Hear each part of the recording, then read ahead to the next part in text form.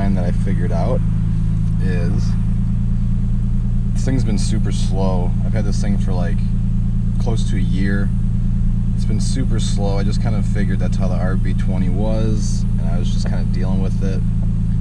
I decided to check the timing with the light the other night, and it was about 20 degrees off.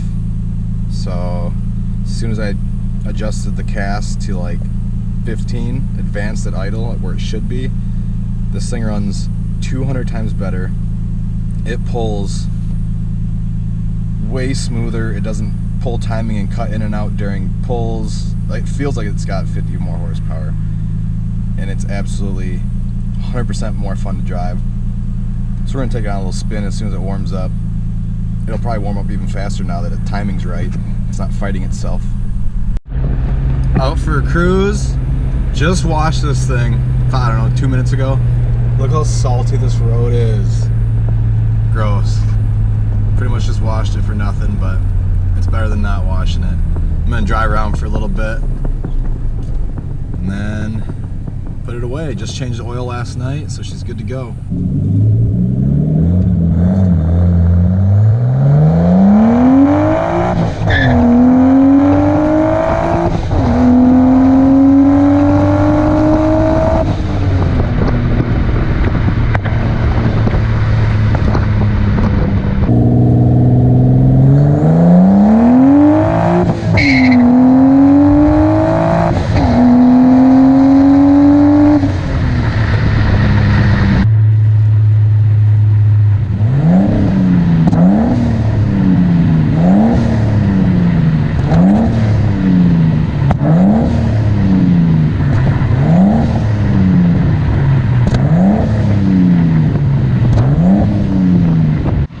So check this out.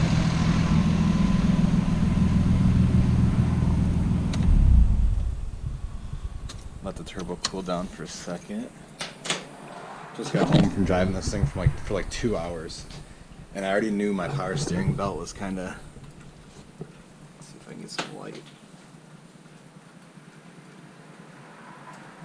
I already knew the belt was pretty junk, but I popped the hood. Here's part of the belt. Here's part of the belt. I heard it when I did a pull, like something was smacking around. Sounded like I ran something over. Nope, just my belt disintegrating. Brand new belt, you know. That might hold on for a little while longer yet, but. So, I don't know if you'll be able to see, but this little black dot here was lined up with that dot there. That's how far off my timing was.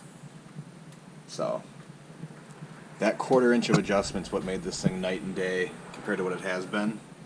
We got no pressure in the lines, which is good after beating on it for 2 hours. But yeah, this belt, I'm gonna have to go later and pick up a new one. I already got the number for it. I forgot where I got it because when I got the new belts for the whole thing, somewhere didn't have, it was either the alternator belt or this belt. I had to go to a different store, so I'm gonna have to see what one it was and if I got a warranty on it, because I don't know why this thing even fell apart.